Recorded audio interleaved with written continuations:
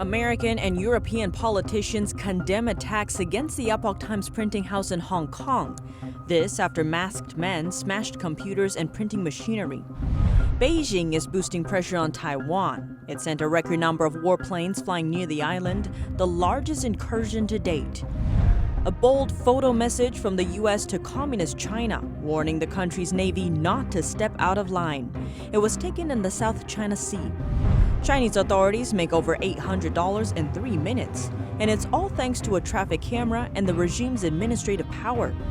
And Australia's new defense minister is taking a hard line against Beijing. He's calling out the regime for cyber attacks against Australia. Welcome to China in Focus. I'm Tiffany Meyer. Since the Epoch Times' printing house in Hong Kong was attacked on April 12th, this incident has gained increasing attention from U.S. lawmakers.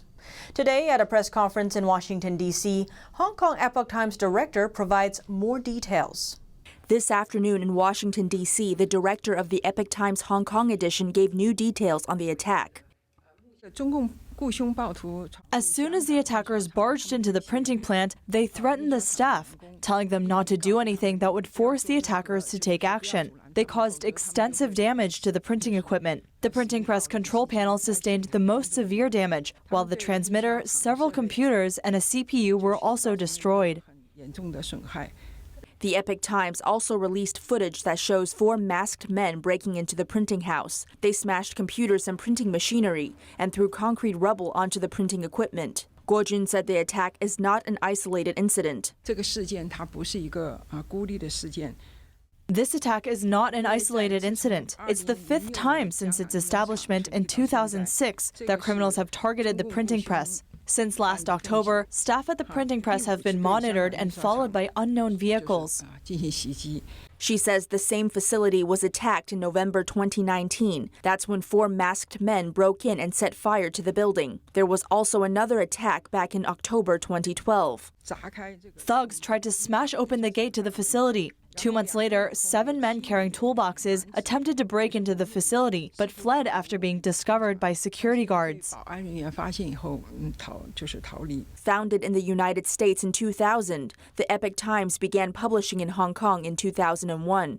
The Chinese Communist Party has used every trick in the book to suppress the Epoch Times in Hong Kong in an attempt to prevent the city's people from getting independent news. The Epoch Times is one of the few remaining voices in the Hong Kong media landscape that does not bend to the CCP. The attack on free press has gained increasing attention from U.S. lawmakers. The director thanked the international community for its support. She said Hong Kong Epoch Times will never bow to the Chinese Communist Party and will continue reporting the truth. The Hong Kong Epoch Times office has suspended its printing operations due to the damage, but Guo Jun says staff are in the process of repairing the equipment. She expects to start printing again by April 16th. Several U.S. lawmakers have condemned the attack. Congressman Devin Nunes told the Epoch Times that the repeated violent attacks on the Epoch Times shocked the conscience, and that clearly the CCP and its street thugs cannot abide any media outlet reporting the facts about the party's depredations. Congressman Scott Perry noted that it would be no surprise if the CCP were behind such an attack. And Congressman Jim Banks described the attack as reprehensible, adding that the freedom of the press in Hong Kong is under attack from the Chinese Communist Party. Former Secretary of State Mike Pompeo says the United States should send a clear message that continuing to oppress the people of Hong Kong and eroding their freedoms, particularly the freedom of the press, will not be tolerated. UK and EU politicians have condemned the attack of the printing press of the Epoch Times in Hong Kong. Members of the UK Parliament's upper house responded to the news of the attack on one of Hong Kong's independent media. Lord Hunt of King's Heath said he was very shocked to hear this. The Epoch Times is an amazing independent media outlet in Hong Kong, fearless and standing up for free press and human rights. May its voice never be silenced. Lord Alton of Liverpool said those who become enemies of freedom of speech, who smash up printing presses or threaten journalists, have no respect for human rights and show their fear of truth. Paradoxically, their use of violence, intimidation, and brute force reveals their weakness and the nature of their ideology. Professional associations and influencers in Hong Kong are condemning the violent attack on the Hong Kong Epoch Times' printing plant. They are showing support for the newspaper's values. NTD's Liang Zhen has more. Hong Kongers are speaking out against the attack on the Hong Kong Epoch Times printing plant on Monday. The Hong Kong Journalists Association and the Hong Kong Online News Association have made open statements condemning violence against the press and urging the violence to stop. Commentator and writer Wang Anran believes the attackers are professional thugs and coordinated the attack in advance. These people are all experienced gang members, and that's their specialties. That's why they could do it so quickly. They were obviously targeting the Epoch Times. We all see that. He praised the Epoch Times for its courage to stand up against the Chinese Communist Party's suppression. Veteran pro-democracy activist Ko Ji-yu is also speaking out. I hope that the Epoch Times, as a force for democracy, human rights, and the rule of law in the world, will be appreciated more. It's a beacon for the world. He is facing a jail sentence in Hong Kong for the 11th time. This time for violating the so-called national security law Beijing imposed last year. He says he will buy a copy of the Epoch Times newspaper to show support. Liang Zhen, NTD News. In its largest air incursion to date, China's aggression towards Taiwan shows no sign of easing. On Monday, a record-breaking 25 Chinese military aircraft entered the island's airspace. Taiwan's defense ministry reported fighter jets and nuclear-capable bombers among the planes in the incursion. As part of its One China policy, Beijing claims Taiwan as part of its own territory. It has not shied away from the possibility of unifying the island with mainland China by force. The unparalleled incursion comes after new U.S.-Taiwan policies. On Friday, the U.S. State Department issued fresh guidelines that will enable American officials to meet more freely with their Taiwanese counterparts. In light of the guidelines, China's foreign ministry issued a stern warning on Tuesday. The ministry spokesman told the U.S. to grasp the weight of the situation in regards to Taiwan and warned the White House not to play with fire. He went as far as to call the One China policy the foundation of U.S.-China relations. China's incursion into Taiwan also came despite a warning from the U.S. just one day prior. On Sunday, U.S. Secretary of State Antony Blinken warned that it would be a serious mistake for China to change the status quo in reference to Taiwan. Taiwan is advancing its military with a new warship. Taiwan's military just unveiled a well-armed amphibious warfare ship on Tuesday. It can land troops and bolster supply lines to vulnerable offshore islands and the South China Sea. The ship is named after Taiwan's tallest mountain, Yushan. It's over 10,000 tons and is part of President Tsai Ing-wen's ambitious program. She is moving to modernize Taiwan's armed forces in the face of growing pressure from Beijing. A state-backed corporation in Taiwan built the ship, and it will start service next year. The warship will be armed with a cannon, missiles, and other weapons. The U.S. has released a bold photo message to China, seemingly warning the country's Navy not to step out of line. Over the weekend, the U.S. published a photo showing that the U.S. Navy is keeping an eye on a Chinese aircraft carrier. The image was taken last week, somewhere in the East China Sea. It captures a U.S.-guided missile destroyer, the USS Mustin, just a few thousand yards or meters away from Chinese aircraft carrier Liaoning. Analysts say the photo was designed to send a clear message to Beijing. The USS Mustin's commander, Briggs, is seen relaxing with his feet up, with his deputy sitting beside him, both watching the Chinese Liaoning ship. A former Taiwan's Naval Academy instructor called the staged photo cognitive warfare, adding that the image means the U.S. isn't taking Chinese aggression lightly. A professional photographer notices the commander Briggs is using a Steiner telescope in the photo. On the scope, the company's logo, "Nothing Escapes You," is visible. China reacted quickly to the message. The Chinese Communist Party's media mouthpiece released a video showing Navy live-fire drills. The video explained that intensive Navy training is being conducted across 3 major war zones in China. The chief editor of a Chinese state-run newspaper, Hu Xijing, posted an update soon after on Chinese social media platform Weibo. He boasted that the Chinese regime would drive U.S. troops over 900 miles offshore during war. Coming up, Chinese authorities make over $800 in 3 minutes, and it's all thanks to a traffic camera and the regime's administrative power. More on that after the break.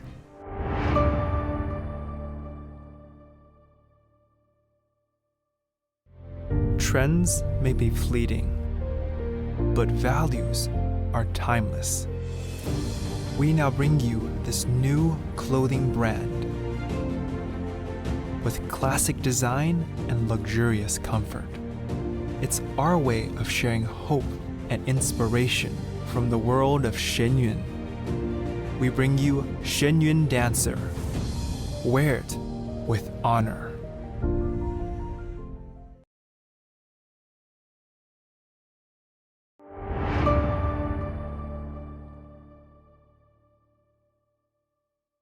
Chinese e-commerce giant Alibaba announces plans to lower merchant charges on its shopping sites and will invest in new services for them. That's 2 days after Chinese regulators slapped a $2.8 billion antitrust fine on the company. The penalty against Alibaba far exceeds previous penalties it received for anti-competitive business practices. According to Alibaba's chief financial officer, the company had set aside over $150 million annually for the new measures, but she did not offer further details. An op-ed article from New York Times commented on the move. It suggests the heavy antitrust penalty reflects the Chinese regime's growing concerns about e-giant's ability to tilt the market, and adds that the fines are designed to send out a message: Big Brother is watching. Alibaba's executive vice chairman also recently remarked on Beijing's increasing scrutiny of large digital platforms. He called it comforting to know Chinese regulators affirm the company's business model. He also said that regulatory actions are to ensure fair competition for the good of the public. Alibaba's service charge reduction and the vice chairman's comments appear to show the company's willingness to fall into step with Chinese regulators' demands. It also reflects the fierce competition in China's e-commerce sector. In some regions, traffic cameras have become a new tool for authorities to make money. One highway intersection in South China has already collected around $20 million in fines. An unusually high number of traffic violations have clocked in at one intersection in southern China. It's located in Guangdong province, and around 620,000 people have been fined there. Altogether, drivers have paid nearly $20 million in fines at that one intersection. Taking notice of the frequent violations, one person set up a drone nearby to find out what's going on. They discovered that in just 3 minutes, 27 drivers violated a traffic rule there. Local newspaper Nanfang Daily reported that a man named Mr. Yuan got a ticket there for running the solid road line. While paying the ticket, he noticed in the payment system that over 620,000 people have violated that rule at the same place. Each rule break leads to a $30 fine and a loss of 3 safe driving points. Mr. Yuan soon posted his discovery online, which triggered heated discussion. Many pointed out there's no sign ahead of the intersection to tell drivers to change lanes in advance. As a result, it's very easy to unknowingly violate the rule. But the police department claims the markings and signs on the road section have passed all acceptance checks. One driver pointed out online that there are many intersections with similar issues across the country. He wrote, "Nothing is more profitable than this business. Nobody knows how much money they get from it every day." According to China's official road statistics, over $45 billion in fines were doled out just last year. As of the end of 2020, there were around 280 million civilian vehicles on the road in the country. That means an average fine of more than $150 a year per vehicle. The U.S. isn't the only country clamping down on China's behavior. Australia's new defense minister, Peter Dutton, is criticizing Beijing for its cyber attacks against Australia and its Belt and Road Initiative. That's after just 2 weeks on the job. The Belt and Road Initiative is Beijing's foreign infrastructure project. Through it, Beijing partners with other, often developing countries to fund overseas construction projects. Critics accuse it of trapping some Asian and African countries with huge amounts of debt and using the project to expand its influence. But Dutton's strong statement didn't end there. He also made a point of referring to the ruling regime as the Chinese Communist Party instead of China. On Dutton's second day as defense minister, Chinese state-run media outlets labeled him as having a strong tendency of racism and accused him of looking to stir up trouble with the U.S. in the South China Sea. In response to the attack, Dutton called the statement half right. He said Australia would work closely with what he called its most important ally, the U.S. Dutton noted that his goal is to protect Australia's national interests and ensure peace in the Pacific. But Communist China has been sending soldiers and weapons to ports in the Asia-Pacific region. The regime built man-made islands there, some of which have been fitted with missile launchers. Australia-China relations worsened following the start of the pandemic. The Australian government called for a global inquiry into China's handling of the outbreak last April. In retaliation, the regime restricted imports of key Australian goods: coal, beef, wine, barley, lobster, timber, lamb, and cotton. Dutton says Australia will go on working with the other members of the Five Eyes Intelligence Alliance. That is the US, the UK, Canada, and New Zealand. A think tank is warning the Australian government that the Chinese military might control Australian ports via state-run companies. Australian Strategic Policy Institute's new report says Beijing views 3 locations in Australia as strategic strong points. The 3 are Brisbane, Melbourne, and Sydney. The think tank says Beijing's goal is to expand its influence in the Pacific by targeting the 3 ports. The report's co-author, Charlie Liang-Jones, says Chinese state-run companies, China Merchants, and China Ocean Shipping Company are investing in infrastructure, but their motive is to gain military dominance in the Indo-Pacific region for Beijing. Australia has 2 ports that are controlled or jointly held by Chinese state-run companies.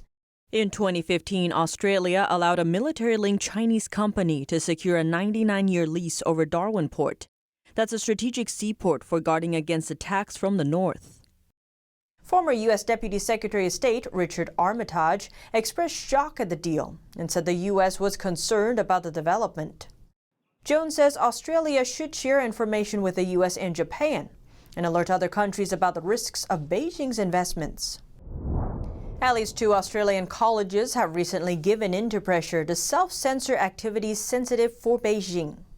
Earlier this month, a gallery at the Australian National University removed 3 artworks related to the CCP from an exhibition. The exhibition was about protests around the world. But a group of Chinese international students accused 3 art pieces of being racist.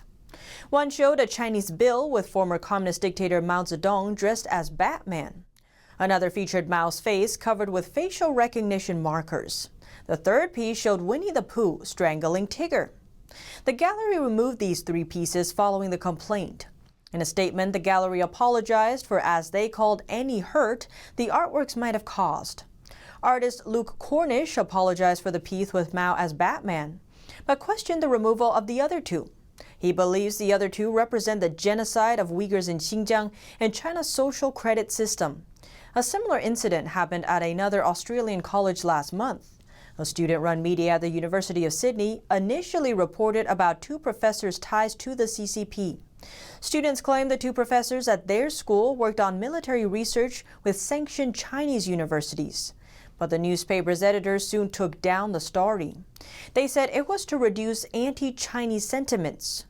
Australian human rights activist Drew Pavlo slammed the decision and called it a disgrace. A new message from Canada's travel authority seems to further acknowledge China's controversial behavior in the Xinjiang region. Citing danger, its government website warns Canadians against traveling there. On Sunday, Canada updated its travel advisory webpage in regards to visiting Xinjiang. New wording now warns you may be at risk of arbitrary detention if you have familial or ethnic ties to the Xinjiang Uyghur Autonomous Region. It adds that Chinese authorities there are increasingly detaining members of the Uyghur ethnic minority without legal process. It also points out reports of illegal internment and labor camps in the region. But Canada isn't the only country warning against a China-bound visit. The U.S. travel advisory page also lists a high-level warning against going there. The page tells Americans to reconsider travel to the country. It warns that Beijing is carrying out arbitrary and wrongful detentions on U.S. citizens. Both the U.S. and Canada have recently declared China's treatment of Uyghurs as genocide. Allegations have emerged that over 1 million Uyghurs may have been forcibly detained in China's Xinjiang region. Reports of abuse include torture, forced sterilization, political brainwashing, forced labor, and even forced organ harvesting. Director Chloe Zhao's Nomadland is winning 4 prizes at the British Academy Film Awards, or BAFTA. Zhao became the 2nd woman to win the BAFTA for Best Director on Monday. Her film also won Best Picture. A day before that, Zhao took the top prize at the Directors Guild Association Awards in New York. Nomadland is about transient workers in the American West. The film has won multiple international awards. But Chinese authorities are reportedly ordering state-run news agencies to downplay Zhao and her movie. This is because of Zhao's past comments on Chinese society. Zhao told a New York-based magazine back in 2013 that there are lies everywhere in communist China.